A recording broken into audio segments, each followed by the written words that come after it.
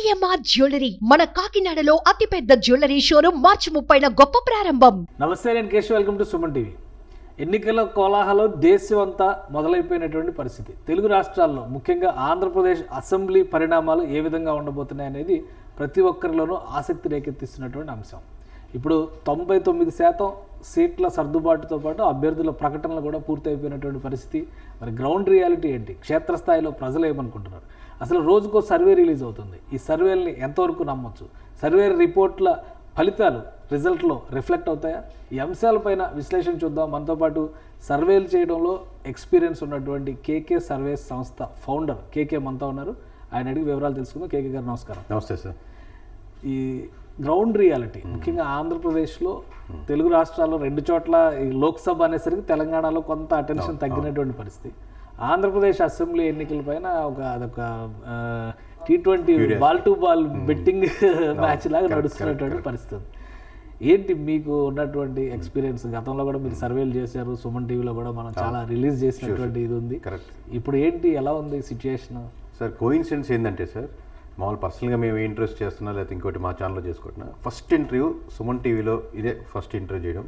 Last time కూడా మీరు Suman TV KK సర్వేస్లో మిలియన్స్ ఆఫ్ వ్యూవర్షిప్ వచ్చి మనం చెప్పిన 98% ప్రతి ఒక్క నియోజకవర్గం 175లో 98% యాక్యురసీ వచ్చి అంత పేరు ప్రతిష్టలు సుమన్ టీవీకి నాకు వచ్చి, ప్లస్ మీరు ఎంత ఎక్స్పీరియన్స్ ఉంది చీఫ్ ఎడిటర్గా కేశవ్ గారు అంటే అందరికీ ఐడియా ఉంది. ఫస్ట్ ఇంటర్వ్యూ మీతో పాటు చేయడం ఇది శుభ సంకంగా ఉంది మాకంతా.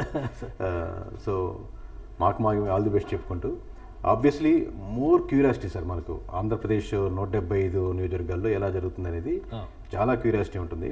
మీరు అడిగిన ప్రశ్నకి సర్వే సంస్థలు అంటే 2 రకాలుగా ఉంటాయి సార్. మామూలుగా మాది మేము డబ్బులు తీసుకొని పెయిడ్ సర్వే అనమాట. అంటే ఎమ్మెల్యే దగ్గర డబ్బులు తీసుకొని మేము, లేదా ఎంపీ దగ్గర ఎవరి దగ్గర వాళ్ళ తరపున వాళ్ళకి నియోజకవర్గ మండల వారీగా లేకపోతే విలేజ్ వారీగా సర్వే చేసి పెడతాం. రెండో సర్వే టైప్ సర్వే ఏంటంటే మామూలుగా జనరిక్గా క్యూరియాసిటీ కోసం చేస్తూ ఒక నియోజకవర్గం 4 నియోజకవర్గాలు లేకపోతే జనరిక్గా ఒక రాష్ట్ర వ్యాప్తంగా చేస్తూ వాళ్ళు కేవలం అంటే పూర్తి దాన్నే వృత్తి అనుకోలేం, పార్ట్ టైంగా చేసుకుంటూ ఉంటారు. మాకు కంప్లీట్గా ఇదే వృత్తి, ఇది కాకపోతే ఇంకా ఆప్షన్ లేదు. లాస్ట్ టైం కూడా బెస్ట్ చేసాం కాబట్టి ఆ బ్రాండింగ్ వస్తుంది. సో ఇలాంటి వాటికే లాంగ్ రన్ ఉంటుంది. ఎలా ఉంది ఇప్పుడు ఆంధ్రప్రదేశ్లో గ్రౌండ్ రియాలిటీ కానీ పబ్లిక్ పల్స్ కానీ? ఎందుకంటే మీరు చెప్పిన 2 కేటగిరీస్లో సర్వేలు, ఒకటేమో కంటెస్ట్ చేయాలనేటువంటి ఆసక్తి ఉన్న వాళ్ళు చేయించుకునే సర్వే, ఇంకోటి అసలు ఏం జరుగుతుందో తెలుసుకోవాలనేటువంటి ఆసక్తి. సో ఇప్పుడు ప్రజలందరిలో కూడా ఆసక్తి ఉంది, ఏం జరుగుతుంది ఆంధ్రప్రదేశ్లో అనేటువంటి ఆసక్తి ఉంది. ఎలా ఉంది అసలు క్షేత్రస్థాయిలో? ఒకటి మటుకు క్లారిటీగా చెప్పగలుగుతాం సార్, ఏంటంటే హంగ్ అనే కాన్సెప్ట్ లేదు సార్.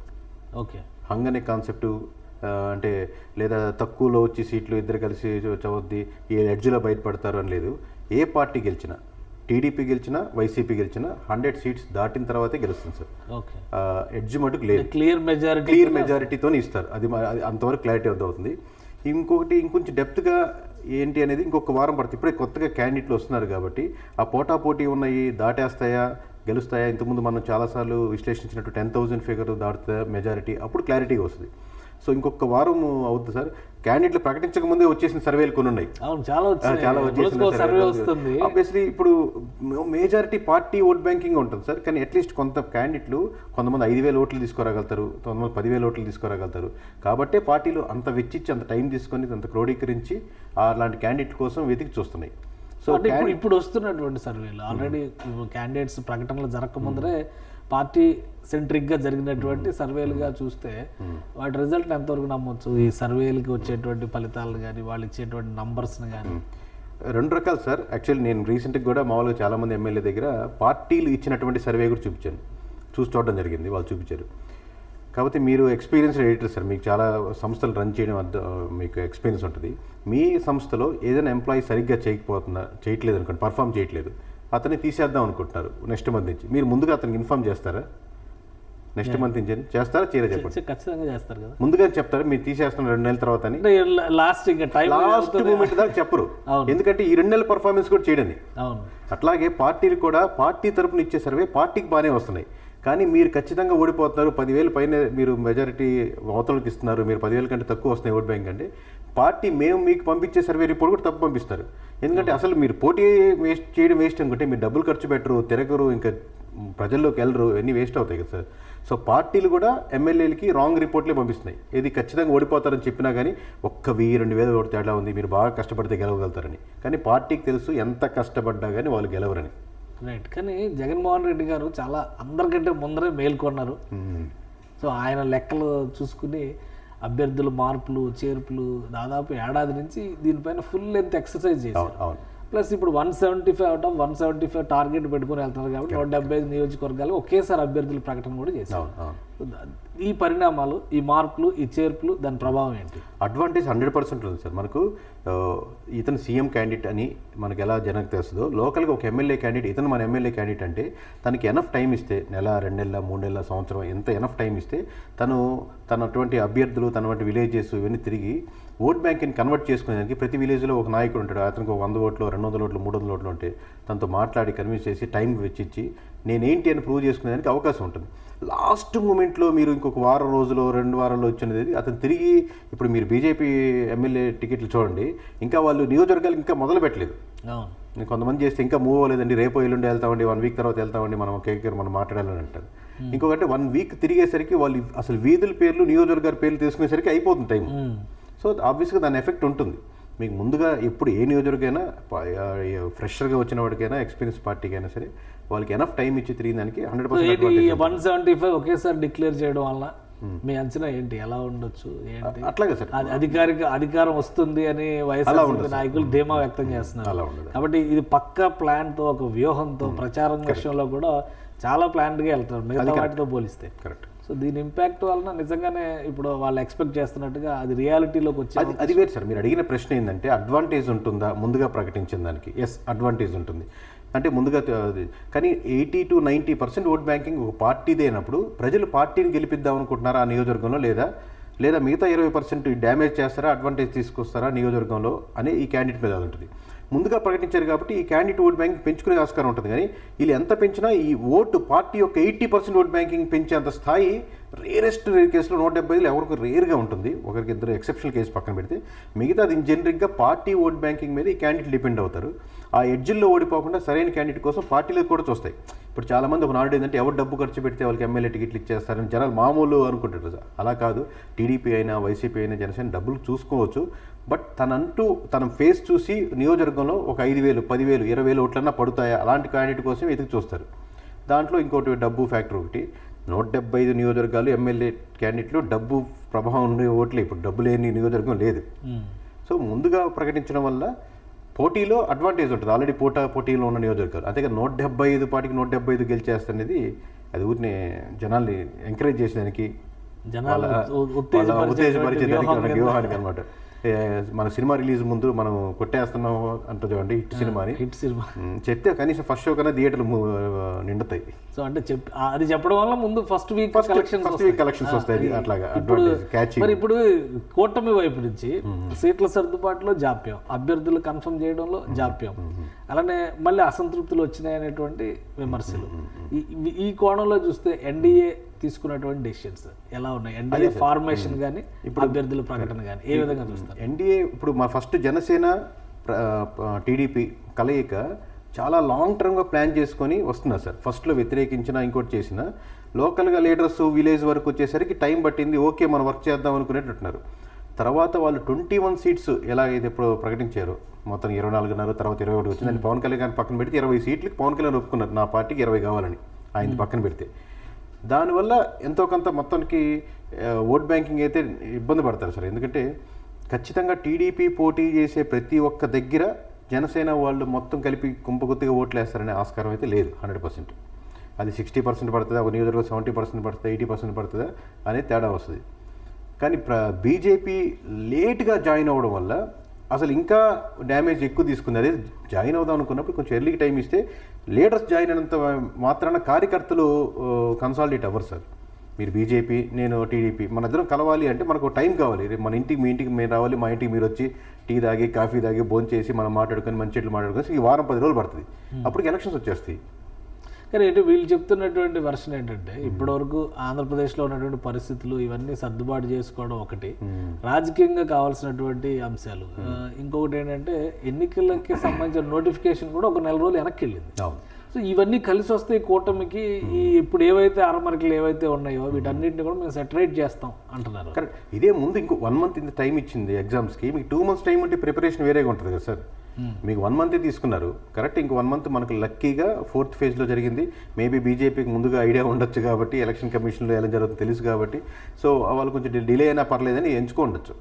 బట్ స్టిల్ కొంచెం టైం ముందుంటే కార్యకర్తలు ఆల్రెడీ జనసేన ఓట్ బ్యాంకింగ్ మాకు చాలా ఎక్స్పెక్ట్ చేసిన సీట్లు రాలేదని బాధపడేవాళ్ళు.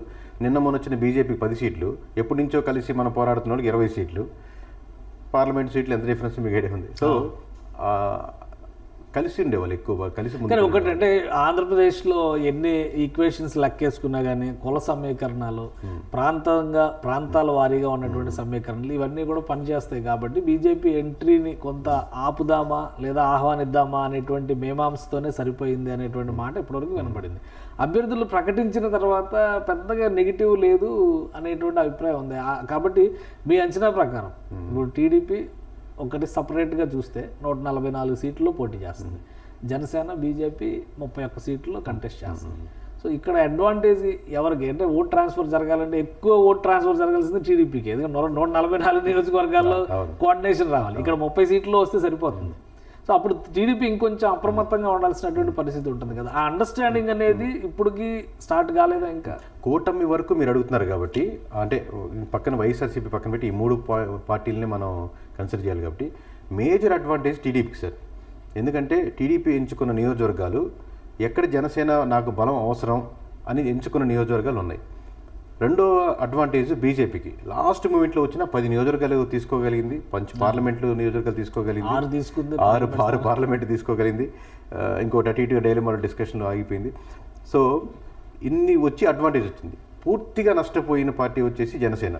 ఎక్స్పెక్ట్ చేసింది 60-70 కాడి నుంచి 35కి వచ్చి, 35 కాడి నుంచి 25కి వచ్చి, 25 కాడి నుంచి 20కి వచ్చి ఆగిపోయారు. సో జనసేన పార్టీగా నష్టపోయింది. ఫ్యూచర్లో కొన్ని ఎమ్మెల్యే సీట్లు అనుకున్న దానికంటే ఇప్పుడు ఇంతకుముందు ఎప్పుడు ఎక్స్పీరియన్స్ లేదంటే ఎక్కువ గెలిచి పార్టీగా నష్టపోయి పూర్తిగా పతనమయ్యే స్థాయికి వెళ్ళేదానికి ఆస్కారం ఎక్కువ ఉంటుంది సార్. ఎందుకంటే 175 నియోజకవర్గాలు పోటీ చేస్తే 175 నియోజకవర్గాల నుంచి 4 సంవత్సరాల నుంచి 5 సంవత్సరాల నుంచి ఎంతోమంది క్యాండిడేట్లు వాళ్ళ పంతంగా ప్రాణం పెట్టి పనిచేస్తున్నారు. ఇప్పుడు దాంట్లో దాదాపుగా 20 క్యాండిడేట్లు మాత్రమే ఉంటే 155 మంది చచ్చిపోయారు అక్కడ. అంటే వాళ్ళు మొత్తం పెట్టి రేపు పొద్దున పోరాడదాం అంటే ఎవరు రారు. అందుకే ఈసారి ఎలక్షన్స్లో ఎక్కువ సీట్లు గెలిచి, అంటే కంపారిటివ్లీ ఇంతకుముందు గెలిచింది దాంతో ఒకటే గెలిచింది, ఎక్కువ సీట్లు గెలిచి కానీ పార్టీ మటుకు డౌన్ఫాల్ ఎక్కువ ఉండేది జనసేనకి సార్. సో కూటమిలో ఎక్కువ నష్టపోయేది జనసేనే. సో అంటే ఇప్పుడున్న అంశాల ప్రకారం చూద్దాం ఒకసారి. 175 సీట్లు అధికార పార్టీ అనౌన్స్ చేసింది. 100%.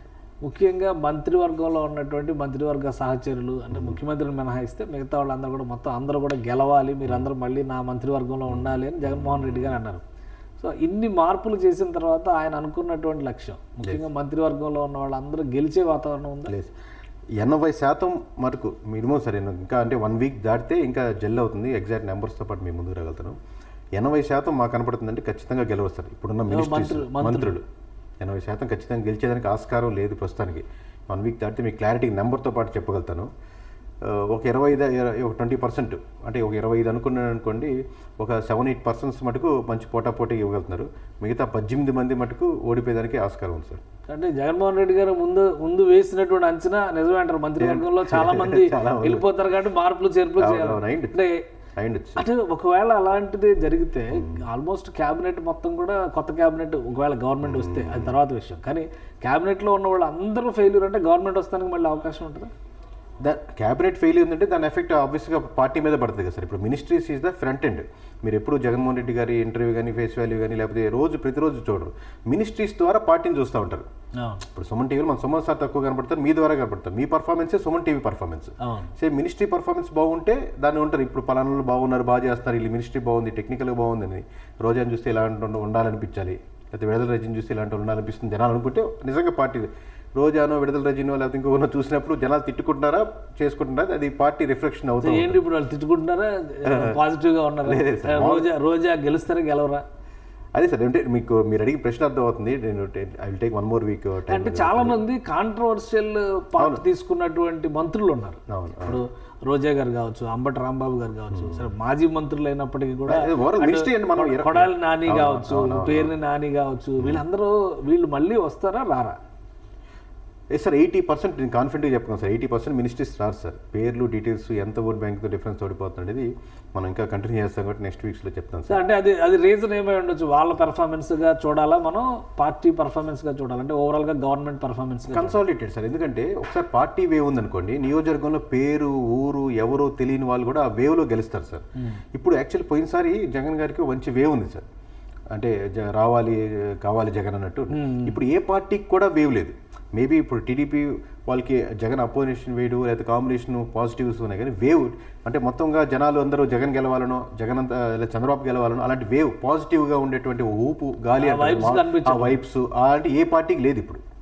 సో ఇప్పుడు అంచనా వేయడం అసెస్ చేయడం చాలా జాగ్రత్తగా చాలా క్షుణ్ణంగా వేసుకోవాలి. ఇప్పుడు అట్లా కాపులంతా జనసేన వేస్తారని అట్లాగేం లేదు. నెక్స్ట్ క్వశ్చన్ అదేనాది. ఎందుకంటే సామాజిక వర్గాల పరంగా ఎక్కువ ఫ్యాబ్రికేషన్స్ జరిగింది. జగన్మోహన్ రెడ్డి గారు ఎక్కడా లేనిది మొదటిసారిగా చాలా చోట్ల రెడ్డి సామాజిక వర్గానికి సంబంధించినటువంటి ఎమ్మెల్యేలని ఎంపీలని పక్కన పెట్టి బీసీలకి ప్రాధాన్యం ఇస్తున్నాం. అది ఆ సామాజిక సమీకరణ మీరు చేయలేదు అని చెప్పి విపక్షాలు ఎత్తి పనిచేస్తారు. ఎందుకంటే మన బీసీ వాళ్ళకి ఓట్ బ్యాంకింగ్ ఇచ్చారు. మన బీసీలు అంతా కలిపి ఓటేద్దాం, బీసీలంతా ఒక రూమ్లో కూర్చొని మాట్లాడుకొని బీసీ ఓట్ బ్యాంక్ అని ఉండదు సార్. ఊరినే అనుకో మీ కుటుంబానికి ఇస్తే మీ బంధువులు మీ వాళ్ళు వేస్తారు, కానీ మన బీసీలకి ఇచ్చే అందరు 175 బీసీలకి ఇస్తే బీసీలు అంతా ఓట్లు వేస్తారా సార్?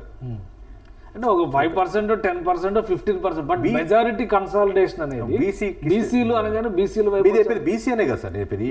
ఓసీలు అందరు 175 ఓసీలకి ఇచ్చారనుకోండి, ఓసీలు అంతా అట్లా ఉండదు నేర్పేది. బీసీ అంటే నా ఉద్దేశం బీసీ అని కాదు, ఎస్సీ అని కాదు, ఎస్టీ కాదు. ఒక కేటగిరీకి ఈ కేటగిరీకి ఒక అందరు కూర్చొని మాట్లాడుకునేది ఉండదు. ఒక ఎమ్మెల్యే తరపు నుంచి అనుకోండి, మనోడరా మన యాదవరా, మన రెడ్డిరా, మన మాలరా, మన మాదిగరా అని వాళ్ళ వరకు ఆ నియోజకవర్గంలో కన్సాలిడేట్ వచ్చి, కానీ కమ్యూనిటీ పరంగా ఈ గ్రూప్ ఉండదు. అంటే ఇప్పుడు కాపులు కమ్యూనిటీ పరంగా కన్సాలిడేట్ అవుతారా? మీరు చెప్పిన లెక్క ప్రకారం మన కాపులు నియోజకవర్గంలో సార్, నియోజకవర్గం కాపులు కానీ ఒంటరి ఏ క్యాస్ట్ ఎంతో కొంత ఇంపాక్ట్ చూపిస్తుంది. 10%, 20%, 30% మొత్తం అందరూ అది అతని క్యాండిడేట్ మీద ఆధారపడి ఉంటుంది. అది సమీకరణలు యాడ్ అవుతాయి. కానీ ఓవరాల్గా BC vote banking, SC vote banking, ST vote banking కమ్యూనిటీగా ఓవరాల్గా మన వాళ్ళకి ఎక్కువ సీట్లు ఇచ్చారని ఉండదు. మన ఒక పార్టీకి ఎక్కువ కనెక్ట్ అవ్వచ్చు, ఎస్సీ ఎస్టీ ఎక్కువ కనెక్ట్ అవ్వచ్చు ఒక పార్టీకి.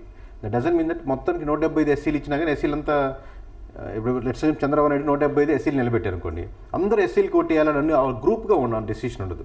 నియోజకవర్గంలో ఎమ్మెల్యే మనకు కనెక్ట్ అవుతున్నాడా లేదా దాన్ని బట్టి. మీరు అన్నది కరెక్టే, కానీ ఎస్సీలకి ఎస్టీలకి బీసీలకి ఆ మినహాయింపు ఉన్నాయి, కానీ కాపుల చుట్టూ రాజకీయం నడుస్తున్నటువంటి వేళ ఇంకొకటి పవన్ కళ్యాణ్ న్యూట్రలైజ్ చేయాలంటే కాపు ఈక్వేషన్ ని తను ఓన్ చేసుకోవాలనేటువంటి ప్రయత్నం అధికార పార్టీ చేస్తుంది. సో దీని వలన జగన్మోహన్ రెడ్డికి లాభం కలుగుతుందా, పవన్ కళ్యాణ్కి లాభం కలుగుతుంది? పవన్ కళ్యాణ్ గారు చేసుకున్న డిసిషన్సే కొంచెం జగన్మోహన్ రెడ్డి గారికి లాభం చేసే విధంగా చేశారు సార్. ఎందుకంటే కాపు ఓట్ బ్యాంకింగ్ ఎందుకంటే పర్సంటేజ్ ఎక్కువ కాబట్టి ఏ పార్టీ అయినా ఓట్ బ్యాంక్ తెచ్చుకోవాలని కాబట్టి చూస్తుంది సార్.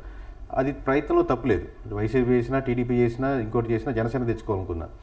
బట్ ఆబ్వియస్గా ఒక ఓన్ కమ్యూనిటీ కాబట్టి వాళ్ళు దాని వెనకాల ర్యాలీ అవుతారు, ట్రాల్ అవుతారు. బట్ 20 నియోజకవర్గాలకి కన్ఫైన్ అయిపోయినప్పుడు అదొక అవమానంగా ఫీల్ అవుతుంది సార్. మీకు ప్యాకేజ్ ₹1,00,000 శాలరీ అతను 20,000 అడిగారు అనుకోండి, మీరు అక్కడి నుంచి గమ్ముగా లేచి వెళ్ళిపోతారు. అక్కడి నుంచి ఫస్ట్ తర్వాత డిస్కషన్లో డిబేట్ ఉండదు. 80,000 90,000 అడిగినప్పుడు లేదు సార్ ఇంకో 10,000 ఎక్స్ట్రా చేయండి అంటారు. మీరు 20,000 అన్నప్పుడు గమ్ముగా టీ కూడా తాగరు, లేచి వెళ్ళిపోతారు కదా. సో అలాగే ఒక కోపం అయితే ఉంది ఒక కమ్యూనిటీలో, ముఖ్యంగా ఈ తూర్పు పశ్చిమ గోదావరి జిల్లాలో. సో మళ్ళీ సమీకరణాలు ఇవన్నీ యాడ్ చేసుకొని వాళ్ళని ఎంత బొజ్జగిస్తారు అనేది చూడాలి సార్. ఎందుకంటే పవన్ కళ్యాణ్ అందరినీ కూడా కన్విన్స్ చేసేటువంటి ప్రయత్నం చేస్తున్నారు. తీసుకున్నటువంటి 20 సీట్లలో 100% స్ట్రైక్ రేట్ చూపించాలి అనేటువంటి ఒక మాట వాడుతున్నారు. ఇది కన్సిడర్ చేసే అవకాశం, అందరూ ఒకటయ్యేటువంటి గెలిపించుకుందాం అనేటువంటి ఒక స్పిరిట్ తీసుకొచ్చేటువంటి పరిస్థితి. స్పిరిట్ మీ మాటల్లో కాకుండా చేతల్లో కూడా ఉండాలి సార్. మామూలుగా స్పిరిట్ అంటే మీరు గట్టిగా మాట్లాడి మీకు ఎక్కువ సీట్లు తెచ్చుకునే పరిస్థితిలో ఉండాలి.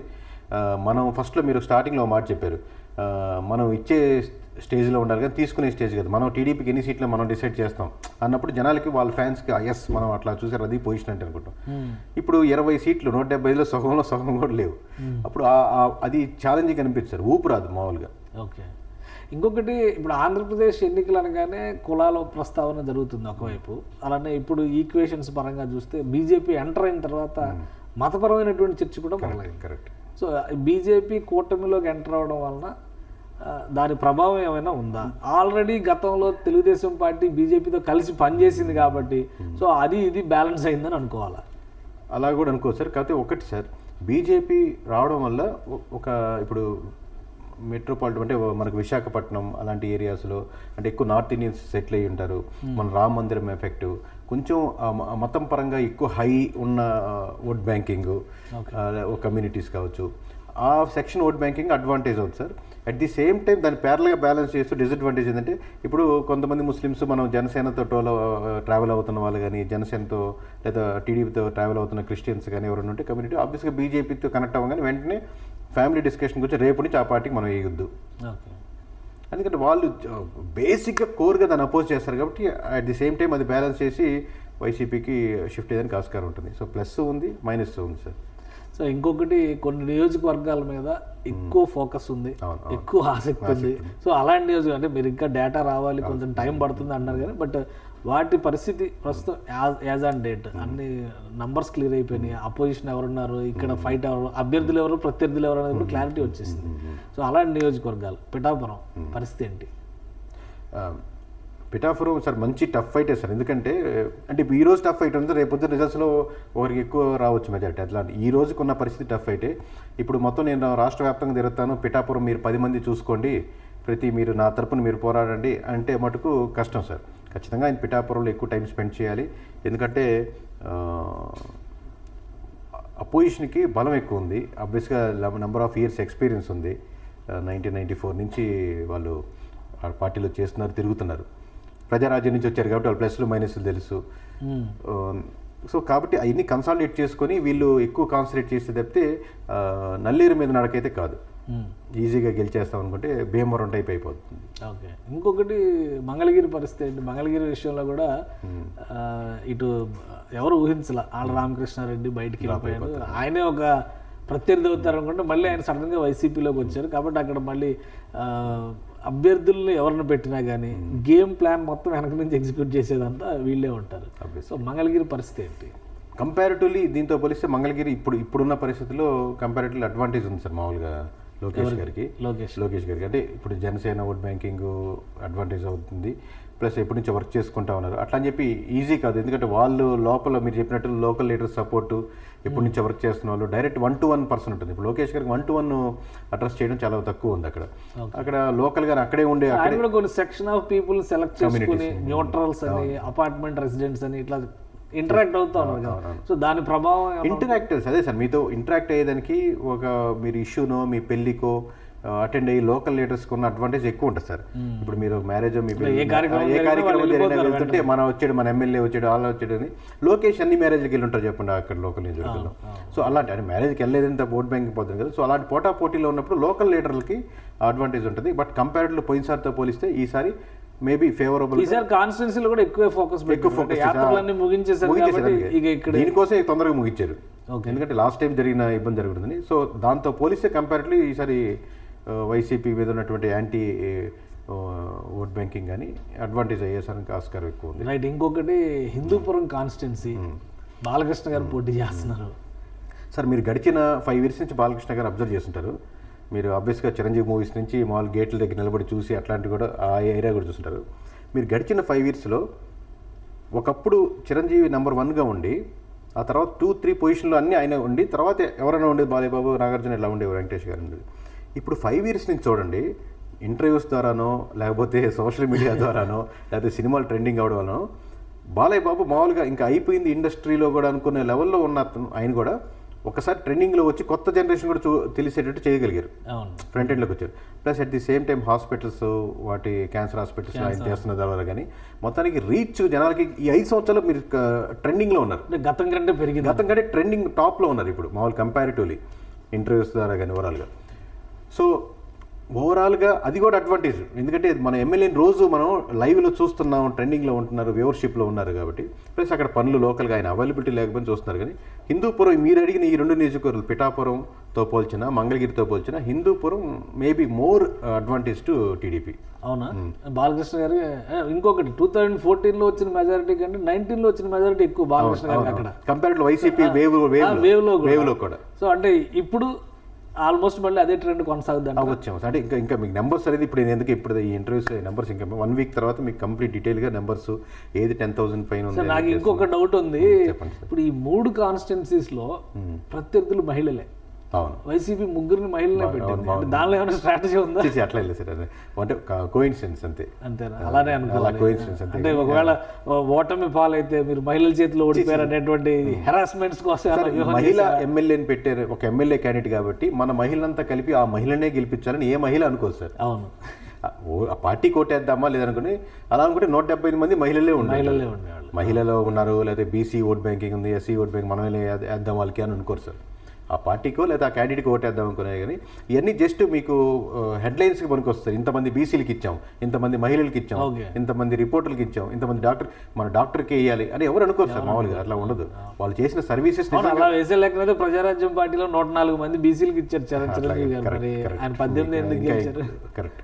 సో ఇంకొకటి ఫైనల్గా కుప్పం కాన్సెప్ట్ ఏంటి? ఇప్పుడు వైనాడ్ 175లో కుప్పం కూడా ఓడించి తీరుతామని చెప్పని శపథం చేశారు. అలానే చంద్రబాబు నాయుడు గారు కూడా వస్తే సీఎంగానే వస్తారని కూడా శపథం చేశారు. సో అది తర్వాత మాట్లాడవచ్చు. కానీ ఈ కుప్పం పరిస్థితి ఏంటి? మొదటి నుంచి కూడా మున్సిపాలిటీ దగ్గర నుంచి ప్రతి చోట వైసీపీ ఆధిపత్యంలో ఉంది కాబట్టి కుప్పంలో కూడా ఓడిపోతాం ఖాయం అనేటువంటి మాట వైసీపీ నాయకులు చెప్తారు. నిజంగా గ్రౌండ్లో అటువంటి వాతావరణం కానీ ఆ సంకేతాలు కానీ చంద్రబాబు నాయుడుని ఓడిద్దాం అనేటువంటి కసి కానీ కుప్పం ఓటర్లో ఉందా? కుప్పం ఓటర్లో లేదు, కానీ మామూలు వైసీపీ తిరిగే వాళ్ళలో ఓడిద్దామని కసిగా తిరుగుతున్నారు, చేస్తున్నారు. ప్రతి గ్రామం వెళ్తున్నారు, డోర్ టు డోర్ వెళ్ళి మ్యాక్సిమం ఎంతమంది కన్విన్స్ చేయాలో, లేకపోతే ఒక గ్రూప్ ఆఫ్ పర్సన్స్కి లీడర్స్గా ఉండాలని ట్రై చేస్తున్నారు సార్. దాంట్లో డౌట్ లేదు. But at the same time ఒక ఎనీ నేషనల్ అంటే మనకు స్టేట్ లెవెల్లో ఐడెంటిఫై చేసేది 3 లీడర్లు లేదు సార్. చంద్రబాబు, జగన్మోహన్ రెడ్డి, పవన్ కళ్యాణ్. అంటే ఫేస్ వాల్యూ ఒకరు ఓడిపోవచ్చు, గెలవచ్చు, మామూలు ఫేస్ చెప్తుంది. అటువంటిది 40 సంవత్సరాల నుంచి పాలిటిక్స్లో ఉండి ఆ కుప్పం ప్రజలు కూడా ఓన్ చేసుకొని ఉంటారు ఎక్కువ మంది. సో అంటే మనకు బాగా చేస్తారా బాగా చేయరా, మన క్యాస్టా కాదా సంబంధం లేకుండా ఆ ఓన్ ఉంటుంది. ఆ ఓన్ చేసుకున్న దాన్ని బ్రేక్ చేయడం కొంచెం కష్టం. అంటే it will take lot of time. Okay, ఇప్పటి వరకు వచ్చినటువంటి సర్వేలు ఒకటి ఇప్పుడు మనం డిస్కస్ చేసిందంటే మీరు ఇంకా కొంచెం క్లారిటీ రావాలంటే ఇంకో 10 రోజులు ఆగాలంటున్నాం. బట్ చాలా సర్వేల్లో రిజల్ట్లు చెప్పేస్తున్నారు. సో ఏంటి అలాంటి సర్వేలు నమ్మొచ్చా? లేదంటే ఇప్పుడు ఒక 10 రోజులు ఇప్పుడు అభ్యర్థులు అన్నీ కూడా ఆల్మోస్ట్ 99% కంప్లీట్ అయింది. ఒక 3 కాన్స్టిట్యున్సీస్ జనసేన అనౌన్స్ చేయాల్సిన మినహా అన్ని కంప్లీట్ అయింది. సో వీళ్ళు క్యాంపెయిన్కి వెళ్ళేటువంటి తీరును బట్టి ట్రెండ్ని మనం అసెస్ చేస్తే క్లియర్ పిక్చర్ వస్తుందా? లేదంటే ఆల్రెడీ ఒక అసెస్మెంట్తో ఇప్పుడు ఈ సర్వేలు ఏవైతే ప్రచారం చేస్తున్నారో వాటిని నమ్మొచ్చా? అంటే ఒకటి సార్, ఒక ట్రాక్ రికార్డ్ చూడాలి సార్. సర్వే కంపెనీ ఎలా చూస్తుందని ప్రీవియస్ ఎలా ఉంది రిపోర్ట్, అది ఒక ట్రాక్ రికార్డ్. అంటే ఇంతకుముందు మీరే జాయిన్ అవుతున్నప్పుడు మీరు ఎక్కడెక్కడ చేశారని అని అడుగుతారు. సో ఒక ట్రాక్ రికార్డు ఉంది. అట్లా అని చెప్పి ఫస్ట్ చేసేవాళ్ళు ట్రాక్ రికార్డు లేని వాళ్ళు చేయలేరంటే చేయొచ్చు. బట్ చేసినప్పుడు కరెక్ట్గా, ఎందుకంటే పోటీ ఎంత ఉంది, నిజంగా 5,000 పైన మెజారిటీ ఉంటే, 10,000 పైన మెజారిటీ ఉంటే అది కాన్ఫిడెంట్గా చెప్పొచ్చు. కానీ 3,000, 5,000 ఓట్లు అనేది ఈజీగా వారం ముందు కూడా టర్న్ చేసుకునేదానికి ఆస్కారం ఉంటుంది, అటు ఇటుగా మారేది అనుకోండి. అవన్నీ గెలిచేస్తారు అని చెప్పేయడం కరెక్ట్ కాదేమో అని చెప్పి. అంటే పూర్తిగా వైసీపీ ఫేవర్గా ఉండి పూర్తిగా టీడీపీ ఫేవర్గా ఉండి అవి రెండు కరెక్ట్ కాదు. ఇప్పుడు ఓవరాల్గా మీరు ఎలా జడ్జ్ చేస్తారు? ఏమిస్తారు స్కోర్, ఏమిస్తారు ఆ పక్షానికి ఈ పక్షానికి చూసినప్పుడు? అంటే ఇప్పుడు టఫ్ సిచ్యుయేషన్ ఉందా అంటున్నారు ఒకవైపు. అంటే గ్రౌండ్లో ఉన్నటువంటి ఈక్వేషన్స్ ప్రకారం కొన్ని చోట్ల వీళ్ళకి కలిసి వస్తుంది, కొన్ని చోట్ల వీళ్ళకి కలిసి వస్తుంది ఒక అంచనా ఉంది. 50 నుంచి ఒక 60 వరకు కాన్ఫిడెంట్గా ఉన్నారు సార్ ఇద్దరు. ఓకే, మిగతాయి ఓవరాల్గా ఫైట్లో ఉంటున్నాయి. కానీ ఏది దాటినా 100 దాటేస్తుంది. సో ఏ పార్టీకి వచ్చిన ప్రస్తుతానికి మీకు ఎవరికి చెప్పాలంటే 100 తక్కువతో రాదు. జనసేన సపోర్ట్ టీడీపీకి ఒకళ్ళు గెలిస్తే జనసేన సపోర్ట్ టీడీపీకి అవసరం లేదు. వైసీపీ గెలిచినా 100 సీట్ షేర్ లోనే ఆ కాన్సెప్ట్ ఉంది కదా, డిస్కస్ చేయాల్సిన అవసరం లేదు. ఆల్రెడీ బీజేపీ చంద్రబాబు నాయుడు ఒక వ్యూహం ప్రకారం ఒకవేళ వీళ్ళు గెలుచుకు రాకపోయినా గానీ నేను గెలుచుకోవాలనేటువంటి వ్యూహం 88 నాకు రావాలి, మీకు నామకే వాస్తే ఉన్నది, మీ ఓట్లు నాకు రావాలని కాన్సెప్ట్ తీసుకున్నారు. వాళ్ళు 175 నేను తెచ్చుకోవాలని చెప్పుకుంటున్నారు. సో ఇప్పుడు కూటమిలో బాధ్యత ఎక్కువ చంద్రబాబు నాయుడు గారి మీద ఉంది. 100% సార్. ఇప్పుడు మామూలుగా ఇప్పుడు ఆ తెలివితేటలు కానీ వాళ్ళు కన్విన్స్ చేసుకోవడం కానీ, ఇప్పుడు వాళ్ళు అవతలలో కన్విన్స్ అయిపోయారు కానీ ఆ తెలివితేటలని ఆయన ఉంటుంది కాబట్టి బాధ్యత కూడా ఆయన ఎక్కువ తిరిగేది కూడా అదే. ఇప్పుడు ఇన్ని సంవత్సరాలు తిరుగుతూనే ఉన్నారు కదా. ఇప్పుడు క్లియర్ పిక్చర్ రావడానికి మనకి ఎంత సమయం పడుతుంది? ఇంకొక 1 వీక్ కేకే సర్వీస్ నుంచి అయితే ఇంకొక 1 వీక్లో క్లియర్ కట్టుకుంటారు సార్. ఆల్రెడీ మొత్తం అన్ని 175 చేసుకుంటాం. లోక్సభ కాన్స్టిట్యున్సీస్ మీద కూడా అప్పుడు focus. Sure 100% sir. Right, thank you KK.